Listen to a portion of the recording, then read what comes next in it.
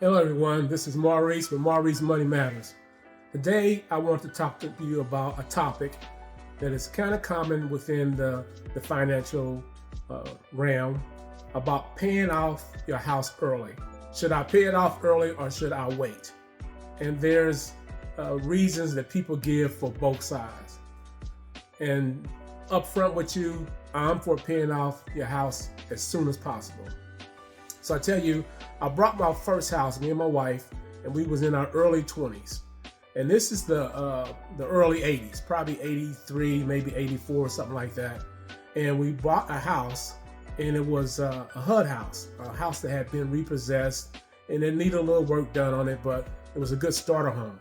So we brought that house, and the work that needed to be done on it, I pretty much did it myself, and for a little money out of pocket, with the materials and stuff like that, I was able to fix that house up, and we lived in it. We actually lived in that house for 10 years.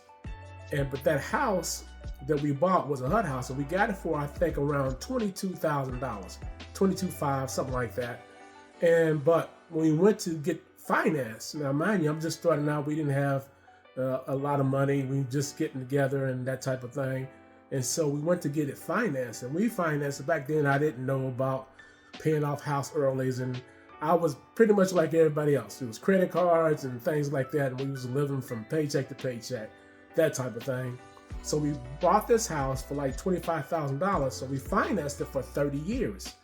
So we went to the closing of the house, and they laid out all these papers like you get writer's cramps, because if you never closed on a house, you just sign your signature time after time, time after time. So I was like, I never had signed my name so much as the closing. But anyway, I'm looking at all the paperwork, and I'm going through it, and I'm saying, and then I look at the amortization receipt, and for that $25,000 house going on a 30-year fixed mortgage, it was going to end up costing me over $100,000 for a $25,000 house. Now, mind you, this is in the 80s, and I think the interest rates were like 11, maybe 12%, somewhere in there. It was just crazy. You know, now people consider 6% high, but back then it was like 12. It was ridiculous.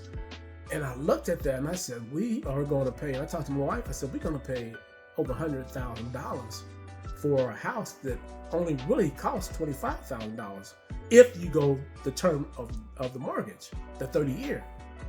And I walked away from that, and I signed it because I had no choice at that point. I didn't know about paying off early or any of those type of things. So I signed it, and I told my wife, I said, wow, this is a racket.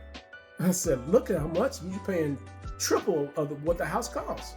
All that was interest. So it taught me a valuable lesson early on.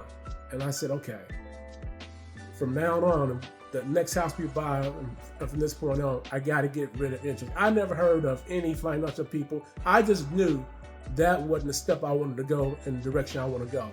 30 years paying $100,000 for a $25,000 house. So I said in my mind, at that point, we are going to pay off our debt, and we're going to pay off our house as soon as possible. So that's one reason why I've always said pay off your house as soon as possible. They did a study of the millionaires in the United States. The overwhelming majority of the millionaires in the United States, and I'm not talking about the Elon Musk, the billionaires, and those people that's got this crazy amount of money. I'm talking about the guy next door, the average millionaire. There's two things that they have in common. One is they have a paid off mortgage, and the other one is that they invested long term in their mutual funds. Like clockwork, they have it taken out and they invest, constantly every month. Those are the two things that the average millionaire in the United States have in common. Is they have a paid off mortgage and they invest in their mutual funds over a long term and a long period, consistently. Those things has made the average millionaire next door. Now, mind you, the average millionaire next door is not that common. It's not as common as you think, or you may think. It's only 3.2% of the people in the United States can be considered that average millionaire next door. out of the population. So that's like 97% of the people will never make that. But I'm here to tell you that you can make it if you're disciplined and you're intentional about saving, paying off debt, and staying to the course. You can become an average millionaire next door following those principles. So the reason why you want to pay off that mortgage early is because of the interest that you charge. When I looked at the amortization sheet when we first bought a house, the overwhelming majority is going to interest. You don't really start putting money on paying off the principal of the house until you get way down the line. For 20 plus years, the majority of that is going towards paying off interest, not the principal.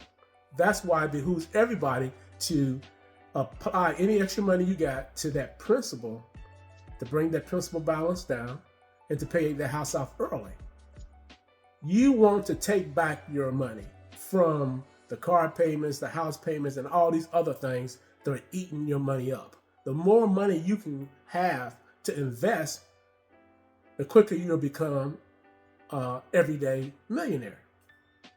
That is my primary reason for paying off your house early. Now, some people debate says, well, you shouldn't pay it off because you can take that and you can file that on your taxes at the end of the year. Well, you can. But when you compare how much money you're going to save by filing on your taxes versus to paying off your interest, paying off that interest, there's no comparison. Run the math, do the numbers, and you'll see there's no comparison.